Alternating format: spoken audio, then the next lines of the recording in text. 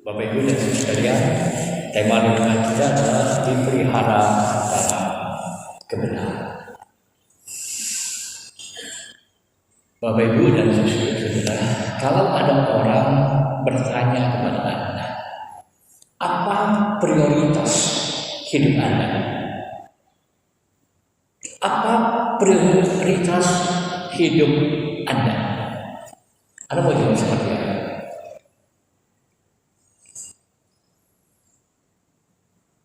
Bapak Ibu pasti tahu bahwa yang namanya prioritas itu adalah hal yang utama, betul kan? Hal yang paling penting dan hal yang harus didahulukan. Kalau Bapak Ibu punya kartu prioritas atau keanggotaan prioritas, maka Bapak Ibu akan diutamakan, dilayani terlebih dahulu, lalu diutamakan daripada yang lain.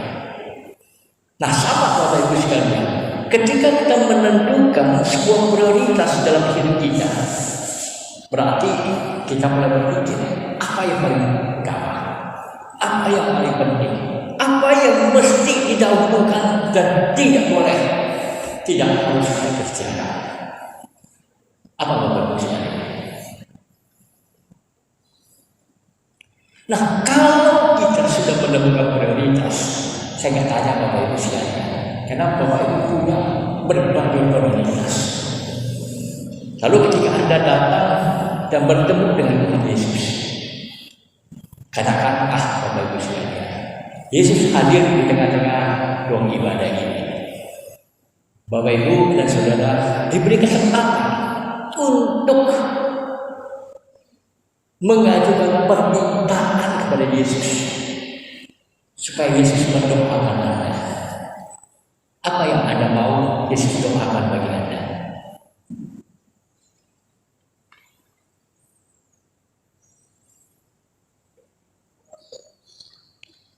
Ya, kan bukan seringkali kan kalau Bapak Ibu dilawan oleh tim pelawan, ya kan, di akhir perlawanan selalu ditanya, ya, bismillah, mau didoakan apa? Betul kan?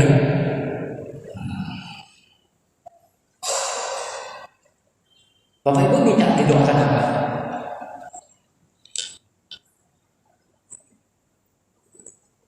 Ya kan?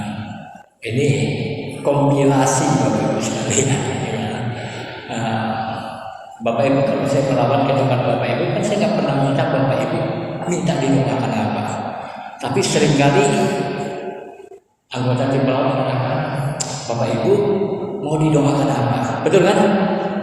Nah, kebanyakan Bapak Ibu sekalian cuma selalu mengatakan minta doa supaya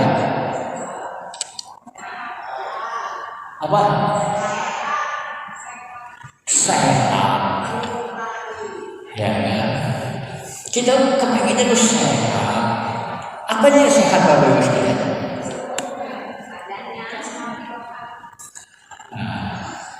Bukan sehat rohaninya, kebanyakan kita sehat apa? Badannya. Betul kan? Bagaimana Bapak Ibu dan saya bisa sehat badannya kalau pola hidup kita tidak prioritas? Betul kan? Apa yang dikatakan tidak prioritas? Kalau ketemu makanan, ya kan? Apapun makanannya, mau kaki 4, kaki 3, kaki 2, orang sana bilang libas, gitu kan? Apalagi beberapa orang punya keyakinan iman yang saya bilang terlampau luar biasa. Begitu dia makanan enak, dia doa seperti ini, ya kan? Tuhan, kami bersyukur untuk makanan yang lezat ini. Dan dalam nama Yesus, kolesterol, gula darah, ya kan? Kira Saya mau tanya, kira-kira didengar nggak doa gini? Didengar tapi nggak mungkin dijawab. Ya kan? Sama seorang anak datang meminta ya kan? Sesuatu dari orang tuanya. Lalu yang lain itu disuruh disingkirkan, maunya yang enak aja. Didengar, ya kan? Tapi belum tentu dikabulkan. Dan resikonya tahu sendiri. Lalu Bapak Ibu juga tahu bahwa pola hidup yang sehat, yang minimal mesti pola olahraga. Nah, olahraga itu salah satu makhluk yang paling susah diikuti, betul nggak? Hati kepengen, betul kan? Tapi kaki nggak mau jalan, itu masalahnya. Lalu ada orang mengatakan, Pak Lu, tangan aja. Dan bulan depan saya akan berolahraga. Saya sudah beli alat olahraga di rumah. Saya bilang, Bapak Ibu sama dengan yang lain. 99,9% pakai di bulan pertama. Bulan kedua mulai nganggur. Tahun depan ada di gudang. Ingat pakai, nggak bisa Bapak Ibu. Nah, yang namanya olahraga itu mesti rutin, baru berdampak pada kesehatan. Kalau Bapak Ibu minta sehat, ya kan, berarti kita mulai menjalani pola hidup yang sehat jasmani, sehat rohani, sehat juga dalam sisi emosi. Nah, Bapak Ibu dan saudara, prioritas itu sangat dibutuhkan dalam hidup kita. Bacaan hari ini Bapak Ibu sekalian, kita diajak untuk menentukan prioritas. Bacaan yang pertama, Bapak Ibu coba simak. Ketika murid-murid Yesus berkumpul, apa yang mereka lakukan? Mereka rindu agar kumpulan mereka ini tetap 12 orang. Lalu mereka mulai mendoakan siapa yang akan menggantikan posisi Yudas. Lalu mereka mulai menentukan syarat dan prasyarat. Yaitu adalah orang yang saleh, yang pernah melihat atau berjumpa dengan Yesus yang bangkit, yang hidupnya itu ada di dalam pemeliharaan Tuhan. Nah, lalu dan ini menurut hitungan mereka ada 2 orang yang memenuhi syarat. Satu Barsabas, yang kedua Matias. Nah, Bapak Ibu sekalian, bagaimana mereka menentukan apakah Barsabas, apakah Matias? Bapak Ibu dan saudara sekalian, setelah Yesus bangkit dan mengajarkan mereka tentang kebenaran demi kebenaran firman Tuhan, maka murid itu belajar bagaimana menentukan prioritas dalam hidup mereka saat mereka mengambil keputusan yang penting. Mereka datang kepada Tuhan, mereka menguji,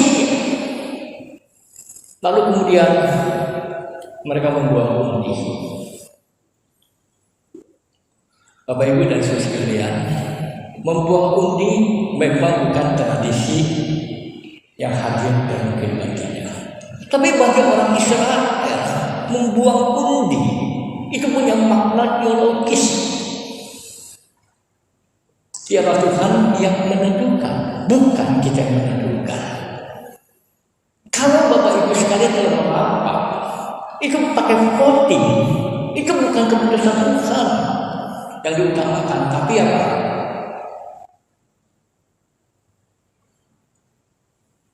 Suara siapa yang paling banyak? Nah, para murid ini belajar menundukkan diri, apapun keputusan Tuhan kami ikut. Lalu begitu mereka buang undi, yang keluar nama Matias. Bapak Ibu sekalian, Matias ini bukan nama yang populer. Hari ini Bapak Ibu sekalian, dari jumlah kita yang hadir ini, ada nggak yang namanya Matias? Enggak ada, Bapak Ibu sekalian. Itu nama yang tak populer. Dari sekian banyak teman-teman saya, seingat saya cuma 2 Matias. Ya kan, satu mantan kepala sekolah BPK SMP BPK Penanggung Bandung yang sudah meninggal dunia. Yang kedua pendeta Matias yang ada di Cirebon. Yang lainnya nggak ada, sekalian. Nggak populer. Tapi ketika Tuhan menghendaki Matias, maka 11 murid yang lain tidak komplain. Karena ternyata Matias, walaupun bukan orang yang populer, ya kan, tetapi dia adalah orang yang saleh, yang bisa memelihara hidupnya sesuai dengan apa yang Tuhan kehendaki. Nggak perlu jadi orang yang menonjol, tetapi hatinya ada pada Tuhan.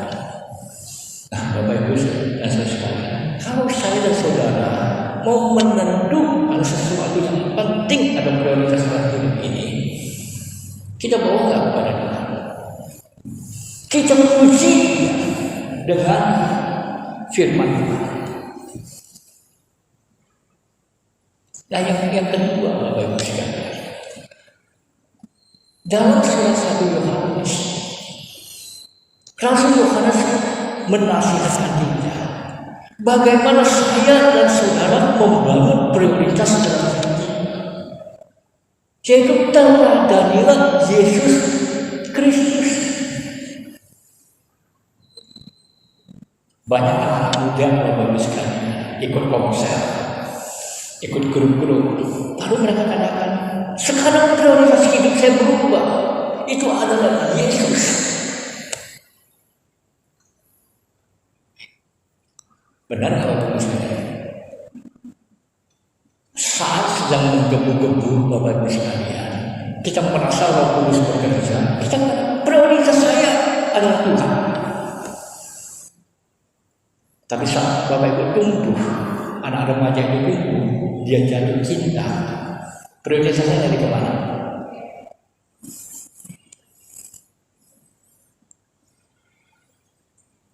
Seorang psikolog mengatakan seperti ini, orang yang paling susah dinasihati adalah orang yang sedang jatuh cinta. Betul kan? Bapak-bapaknya yang besarkan dia, ya kan? Udah bilang, nah jangan sama dia. Nurut kan? Enggak. Padahal baru jumpa di stasiun kereta api karena cinta, langsung apa? Nasihat orang tuanya nggak mau dengar. Kepengennya sampai. Saya diminta konseling Bapak Ibu sekalian untuk seorang anak muda di Bogor, orang SMP lagi jatuh cinta. Ini anak sekolah di SMA terkenal di Bogor, sampai dia nggak mau sekolah karena orang tuanya melarang hubungannya dengan seorang gadis yang usianya masih ABG, ada di kota lain. Tiap hari burung dalam kamar, bercanda. Lalu dikeluarkan dari sekolah. Lalu orang tuanya minta teman saya, bisa nggak dibantu? Saya bilang boleh. Satu hari saya ke Bogor ketemu dia. Bapak Ibu, karena saya sadar orang yang sedang mabuk cinta, nasihat apapun masuk kan? Enggak. Tunggu dia tenang dulu, ya kan? Tunggu dia mulai agak sadar, baru kita bisa memberikan nasihat. Dan orang yang kedua yang paling susah dinasihati, orang yang apa? Yang lagi mabuk agama.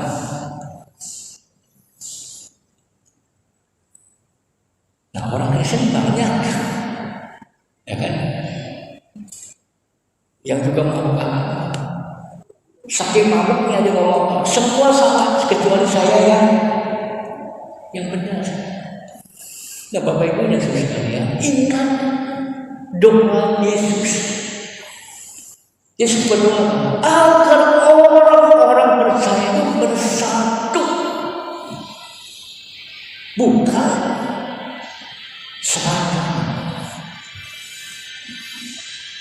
Ya, kita bersyukur misalnya ada GKI, betul kan? GKI pun di Cirebon ada berapa sih?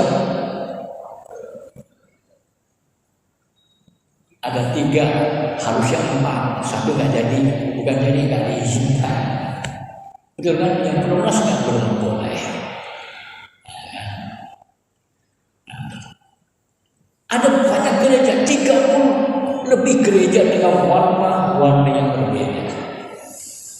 Tapi kalau kita semua punya prioritas yang sama, punya Tuhan yang sama, harusnya kita mampu untuk hidup harmonis.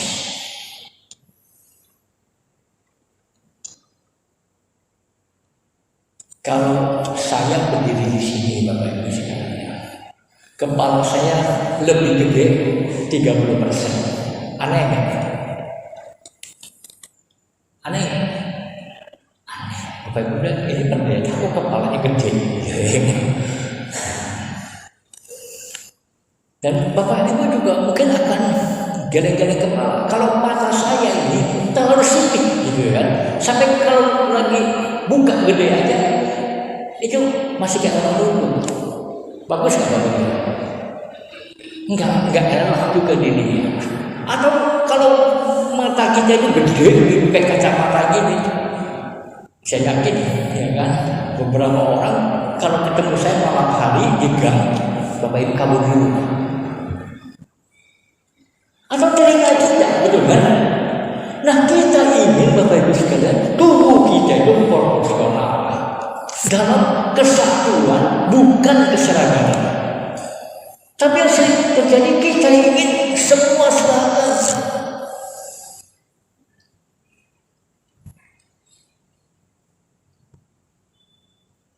Kita ingin Bapak Ibu sekalian, semua itu sama dengan kita.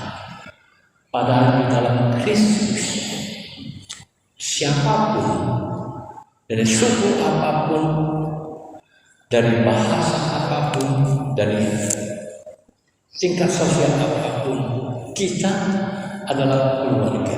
Betul kan? Kita itu bersama-sama melakukan fungsi kita agar Kristus dipermuliakan. Nah, itulah doa Yesus. Kalau saya dan saudara hidup di dalam kesatuan, maka Kristus itu dipermuliakan. Tapi kalau kita ribut, Bapak Ibu sekalian, ya kan? Minggu ini viral, Bapak Ibu sekalian, di media sosial. Bapak Ibu agak viral di sebuah gereja di Medan. Itu seorang pendeta lagi baca warta. Itu ibu-ibu jemaat semua berdiri protes, ngamuk, suruh pendetanya turun. Tapi pendetanya nggak mau turun. Saya kan TikTokku bingung juga ini. Polisi jangan mediasi, nggak bisa juga. Semua pada ribut. Lalu apa komentar orang? Orang jadi kemarahan. Ini gereja atau pasar bawah? Bapak Ibu sekalian, kita prihatin kalau kita bergereja hanya mengidolakan satu ada 2 orang. Kita prihatin kalau gereja kita hanya mementingkan kepentingan pribadi, bukan kepentingan umat.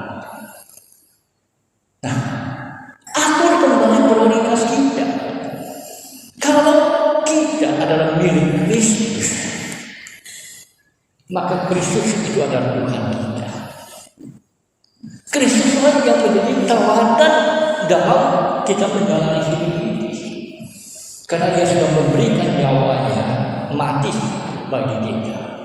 Ia mengasihi kita dengan seluruh hidupnya agar melalui hidup dan karya kita itu semakin dipermuliakan. Nah, hal yang ketiga Bapak Ibu sekalian, dalam Yohanes pasal yang ke-17 itu Yesus berdoa, Bapak Ibu dan saya tidak usah minta. Apa yang didoakan Yesus untuk saya dan saudara? Jelas Bapak Ibu sekalian, agar kita itu dipelihara dalam kebenaran.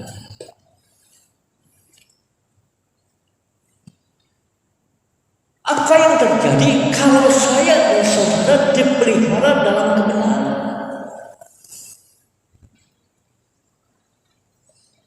Yesus yang pertama, hidup kita penuh dengan sukacita.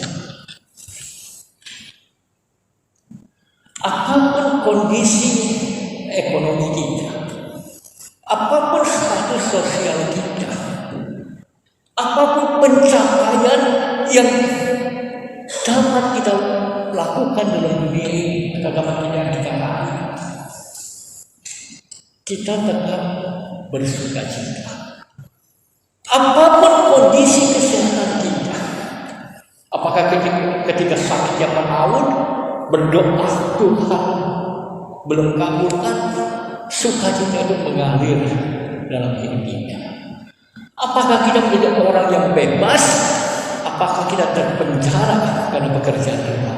Kita tetap bersukacita. Dan itulah yang dialami oleh Paulus.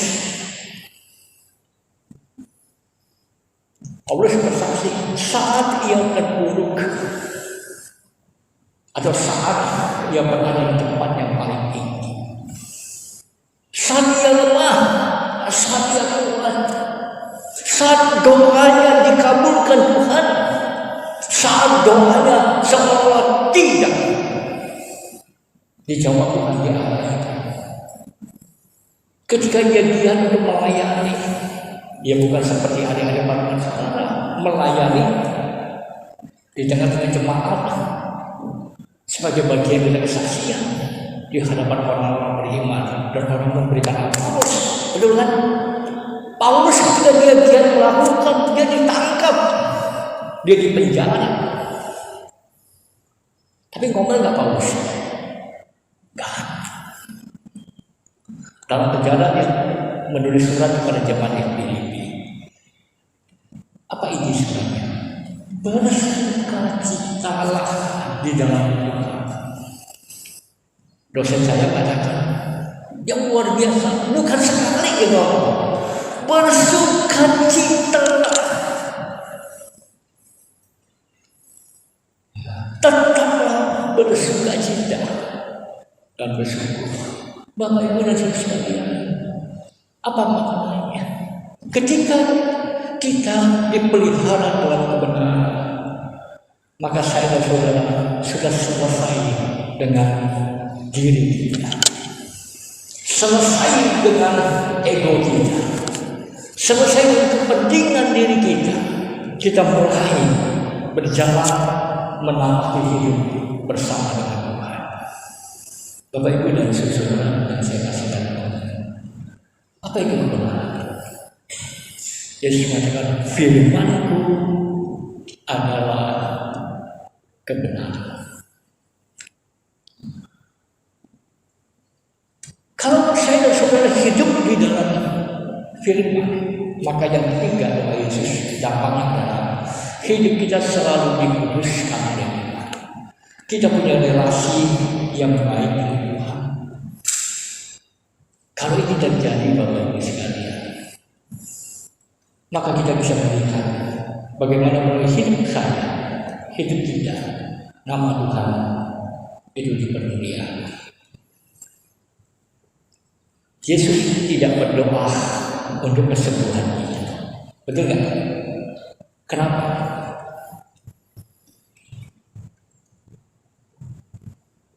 Yesus juga tidak berdoa supaya makanan kita itu cukup,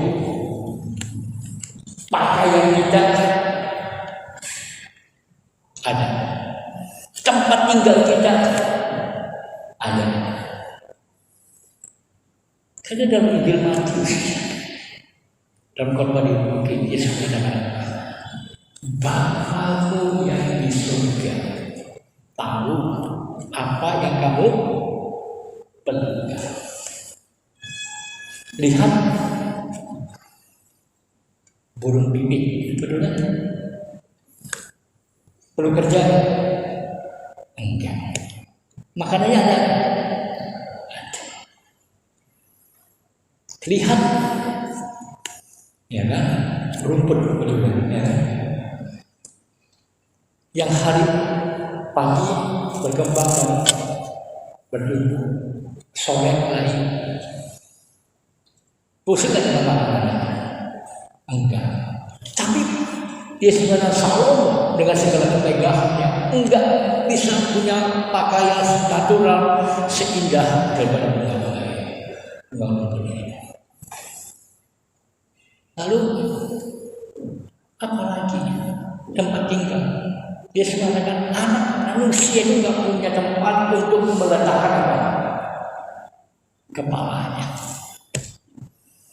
Tapi Allah menjanjikan bahwa setiap orang yang percaya, baik makan, pakaian, baik rumah, tempat tinggal, apapun yang kita butuhkan sebagai sarana bagi kita untuk menjalani hidup dan kesaksian, Bapak Ibu gak usah khawatir, Tuhan akan berikan. Yang penting apa? Saya dan saudara belajar untuk menjadi seorang manajer yang baik, yang mengelola setiap berkat yang Tuhan berikan, sehingga melalui hidup kita semua yang Tuhan berikan itu boleh berkembang untuk kebaikan kita, keluarga kita, dan juga untuk orang lain. Akhir dari Bapak ini, Bapak Ibu sekalian, saya ingat mungkin 10 tahun yang lalu saya dan teman-teman itu mengunjungi satu pulau kecil di NTT, Pulau Rote. Lalu satu hari kami sampai di sebuah desa. Hidup masyarakat itu sangat sederhana. Sebagian besar daripada mereka itu kerjaannya pagi dan sore itu memanjat pohon suara untuk mengganti dia. Dan saya lihat orang NTT manjat, saya senang Bapak Ibu karena cepat sekali naik turun, dan kami diberikan minum dari air yang enak. Sebagian lagi karena tempatnya panas dan kurang air, mereka tanam tembakau. Mereka jemur dan siang hari mereka cacat. Apa yang menarik saya Bapak sekalian? Hampir di setiap rumah, mau rumah yang rumah sana rata-rata sederhana Bapak sekalian, itu ada kamar kosong. Lalu saya tanya, Bapak Ibu, itu kamar untuk siapa? Orang-orang yang sederhana ini ternyata pernah mendengar firman Tuhan, perumpamaan Yesus, bahwa tidak ada kamar yang kosong. Dan Yesus bisa saja datang menumpang di rumah. Jadi setiap orang Bapak Ibu sekalian kepengen kalau ada tamu datang, siapapun juga, mereka selalu berpikir, jangan-jangan itu Yesus yang datang. Maka kami siapkan sebuah kamar supaya kami bisa melayani para tamu. Siapa tahu mungkin saya seperti Abraham melayani 3 malaikat. Benar kan? Siapa tahu saya seperti perumpamaan tentang penghakiman terakhir Yesus datang tak punya tempat tinggal, dia bisa tinggal dan bersama dengannya. Iman yang sederhana dengan sebuah kerinduan, saya mau dipelihara oleh kebenaran. Tuhan memberkati kita.